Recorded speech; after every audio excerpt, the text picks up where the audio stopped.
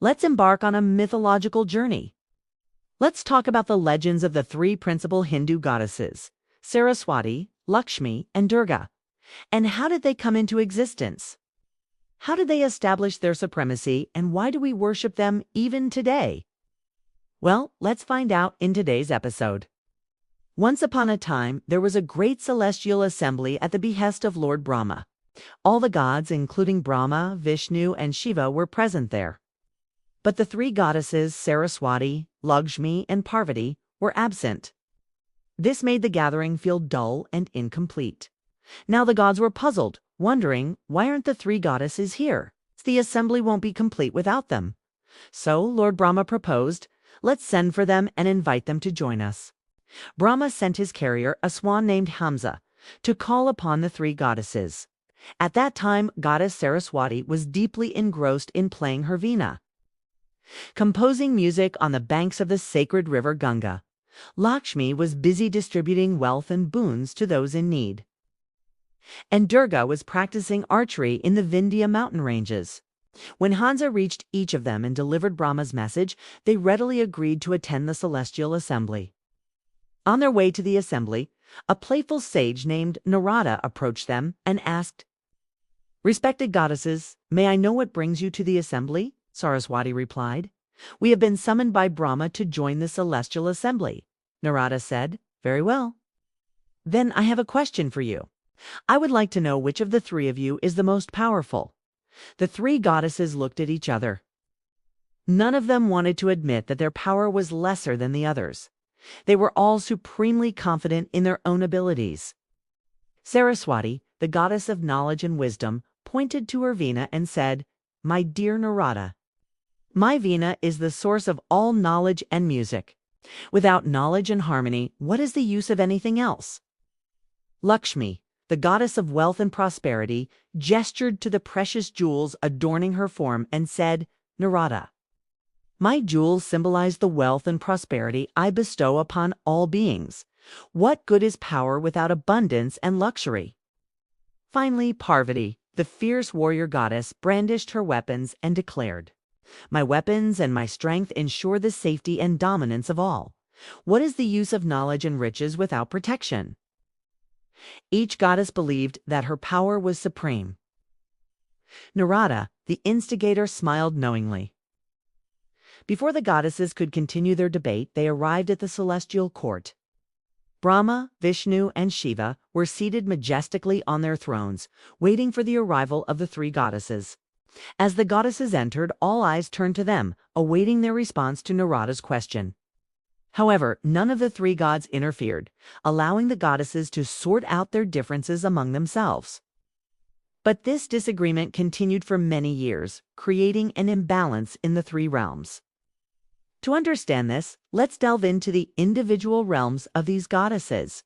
In the realm of Durga, Mahishasura, a powerful demon king, wreaked havoc, destroying everything in his path. Gods trembled in fear, hiding amongst the Himalayas. No one could stand against him. Even the combined forces of gods and demons failed to defeat him. It was only when Durga emerged, the combined form of all the goddesses, that Mahishasura met his end.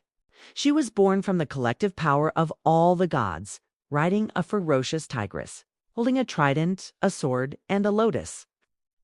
She defeated Mahishasura and restored balance to the universe.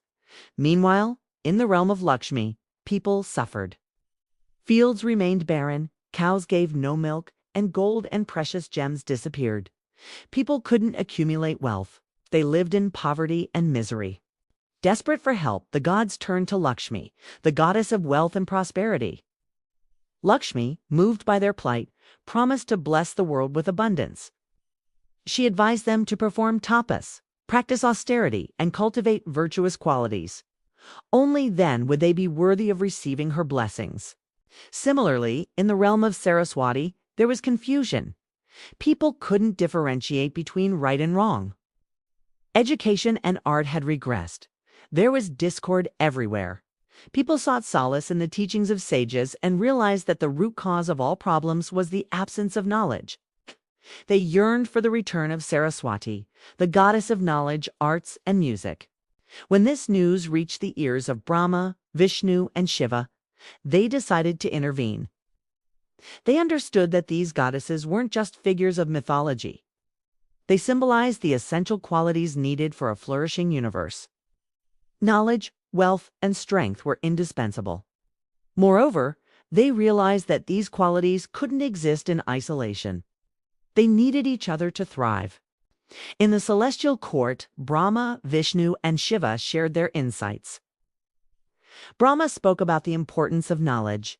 Vishnu emphasized the value of wealth and strength, while Shiva highlighted the need for peace and harmony. All three qualities were essential. Neither was superior or inferior to the others. And so it was decided that Saraswati, Lakshmi, and Parvati would be worshipped together as a trinity, embodying these qualities. They would be known as Shailputri, the daughter of the mountains, representing strength and courage. Secondly, Brahmacharine, the celibate, representing knowledge and spirituality. And lastly, Gauri, the fair one, representing beauty and abundance. Now, how did these three goddesses accept this arrangement? Well, let's find out in the next part. To ensure that everyone understood the importance of these qualities and their interconnectedness, it was decided that each god would grant special powers and boons to three individuals. The first boon was granted to Veeravalan, a resident of Nimisha forest. He was a man of great strength, known for his courage and physical prowess. However, despite his strength, he often felt dissatisfied. Why? Because he lacked knowledge and wisdom to guide him properly. Then there was Vijayapati, a Brahmin scholar residing in ancient Kashi. He was a learned man, well-versed in all the scriptures. But unfortunately, he suffered from a strange curse. No matter how much he studied or how erudite he became, he couldn't speak. Lastly, we meet Selvambig,